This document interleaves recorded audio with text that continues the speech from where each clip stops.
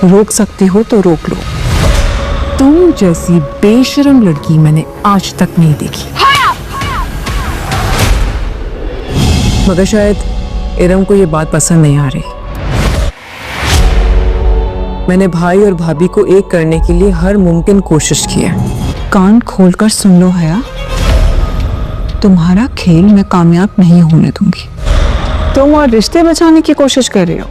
मुझे बहुत अच्छे से अंदाजा है हया कि तुम क्या कर रही हो। इरम को जब आदम चचा के ज़रिए मालूम हुआ है कि साइमा घर छोड़कर जा चुकी है और ज़रार और साइमा का रिश्ता इस कदर तक बिगड़ गया है कि वो एक दूसरे से तलाक़ लेने का सोच रहे हैं, तो साइमा अक्लमंदी का मुज़ाहरा करते हुए सबसे पहले ज़रार से रब्ता करती है और उसे कहती है कि आप जल्दबाजी में फ़ैसला ना करें, बल्कि अपनी आँखें और कान दोनों खोल के रखें और ये पे जानने की कोशिश करें कि वो कौन आपका अपना है और कौन आपको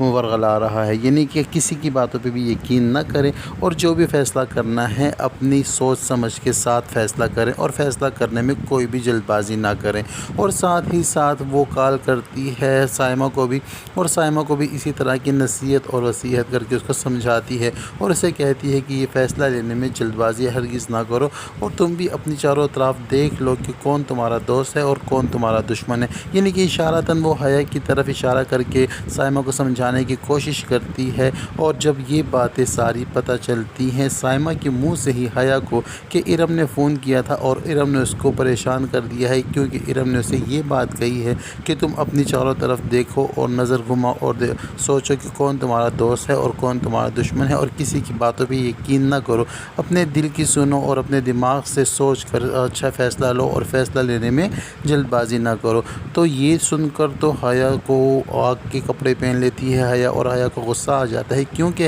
हया ने इतनी प्लानिंग के साथ इस कगार तक इस रिश्ते को पहुंचा दिया है कि साइमा और ज़रार अब दोनों एक दूसरे से उकता चुके हैं और एक दूसरे को तलाक देने तक सोच रहे हैं। तो हया तो कामयाबी के इतने करीब पहुंच गई है और हया की सारी प्लानिंग जो है इरम ने ख़राब कर दी है। तो हया को तो गुस्सा आना ही था,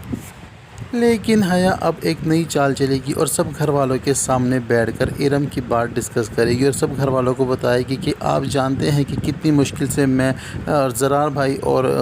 साइमा भाभी का रिश्ता बचाने की कोशिश कर रही हूं और कितनी सर तोड़ कोशिश कर रही हूं और कितना परेशान हूं इसके लिए, लेकिन मेरे सब की ये किराए पर पानी फेर दिया है इरम ने साइमा भाभी को फ़ोन करके कुछ ऐसी बातें कही हैं कि मेरा सारा बना बनाया काम बिगड़ गया है, और हमसे कहेगी कि अगर तुम मुझे इजाज़त दो तो मैं एक दफ़ा जाकर इरम से मिलने चाहती हूँ और इरम की अकल को ठिकाने लगाना चाहती हूँ, क्योंकि मैं चाहती हूँ कि मैं जाकर इरम से साफ दो टोक बात कर लूँ कि हमारे घर के मामलात में टांग ना अड़ाए। तो रोहाम उसको इरम के घर जाने की इजाज़त दे देगा, और जब इरम के घर आएगी हया और इरम से उसका सामना होगा तो वो मोमेंट्स तो देखने वाले होंगे, क्योंकि जिस तरह बदनाम और बेइज्जत करके हया ने इरम को उस घर से निकलवाया था और उस पर इतनी बड़ी तोहमत लगाई, यहाँ तक कि इरम चिल्लाती रही और घर वालों से कहती रही कि इरम बेकसूर है, लेकिन हया ने घर वालों की आंखों पर ऐसी पट्टी बांध दी इरम की बात पर यकीन करने को हरगिज़ तैयार नहीं था। यहाँ तक कि पहले तो इरम की अपनी सगी माँ भी इरम पर यकीन नहीं कर रही थी, लेकिन जब इरम ने अपनी अम्मी को वो सबूत दिखाए और वो सारी बातें समझाई और वो सारी बातें अपनी आंखों से देखने पर राज़ी किया कि जो कुछ इरम के साथ हया कर रही थी, तो उसके बाद जाकर इरम की अम्मी को भी हया की असलियत पता चली। लेकिन जब पता चली तब बहुत देर हो चुकी थी, क्योंकि घर वालों ने इतना मुश्किल फ़ैसला और इतना सख्त फ़ैसला लेकर आसिया को उसकी बेटी के साथ घर से निकालने का फ़ैसला कर लिया था। लेकिन अब दोनों माँ बेटी हया की हकीकत जान चुकी हैं कि हया किस कदर शातिर और चालाक लड़की है और वो किस तरह अपने घर को अपने मकसद को हासिल करने के लिए घर को बर्बाद कर रही है। जब हया को देखकर हरगिज़ भी हैरत नहीं होगी, बल्कि इरम हया से ये कहेगी कि मुझे लगता था कि आप ज़रूर आएंगी, क्योंकि जो चाल और जो जाल आप बुन चुकी हैं और जिस कदर आपने साइमा और ज़रार को फंसाया हुआ है अपने जाल पर, आपको शर्म नहीं आती कि आप किसी का घर इस तरह कैसे ख़राब कर सकती हैं। लेकिन हया इरम से कहेगी कि तुम अपने काम से काम रखो और ये हमारे घर का मामला है, तुम्हें इसमें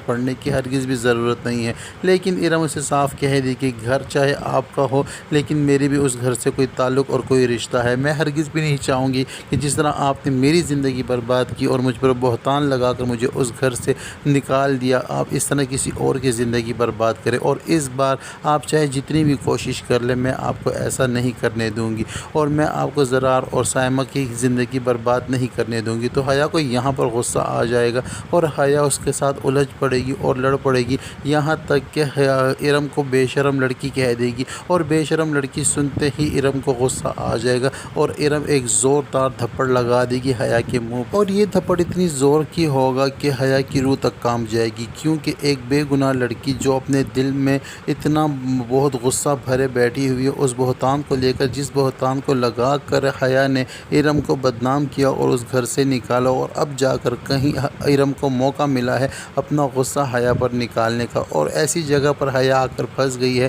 کہ یہاں پر حیا کی کوئی سننے والا بھی نہیں. اگر حیا گھر جا کر گھر والوں کو بتا بھی دے کہ ارم نے مجھے تھپڑ لگایا ہے، تو گھر والے حیا کی بات پر یقین کرنے والے نہیں ہیں، کیونکہ کوئی ٹھوس وجہ نہیں ہوگی اس کے پاس گھر والوں کو بتانے کے لیے کہ آخر ایسی کون سی بات ہوئی کہ ارم نے تمہیں تھپڑ لگایا ہے. ارم کو جو ہے حیا کو تھپڑ لگانے کے بعد اب بہت سکون محسوس کرے گی اور اسے لگے گا اور کانفیڈنس محسوس کرے گی کہ اب وہ حیا کو ہرا سکتی ہے. اور اب دیکھنا یہ ہے کہ ارم کیسے زرار اور سائمہ کے رشتے کو ٹوٹنے سے بچاتی ہے،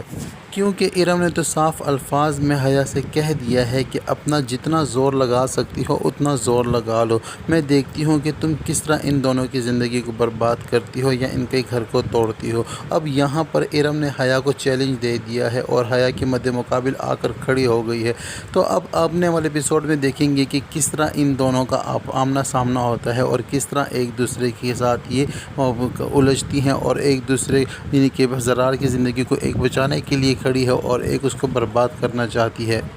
تو آنے والا ایپیسوڈ بہت ہی زبردست ہونے والا ہے. آنے والے ایپیسوڈ کو ہرگز مس نہ کرے اور ساتھ ہی ساتھ ہماری ویڈیوز کو بھی مس نہ کرے. ویڈیو پسند آئے تو ویڈیو کو لائک اور چینل کو سبسکرائب کرنا ہرگز نہ بھولے اور کمنٹ سیکشن میں اپنی رائے کا اظہار بھی ضرور کریں. آپ کو کیا لگتا ہے کہ اس لڑائی میں جیت کس کی ہونے والی ہے؟ کیا حیا اپنے مقصد میں کامیاب ہو جائے گی یا ارم اس کو مات دینے میں کامیاب ہو جائے گی؟ آپ کے کمنٹس کا انتظار رہے گا. اب تک کے لیے اتنا ہی، ملتے ہیں نیکسٹ ویڈیو کے ساتھ.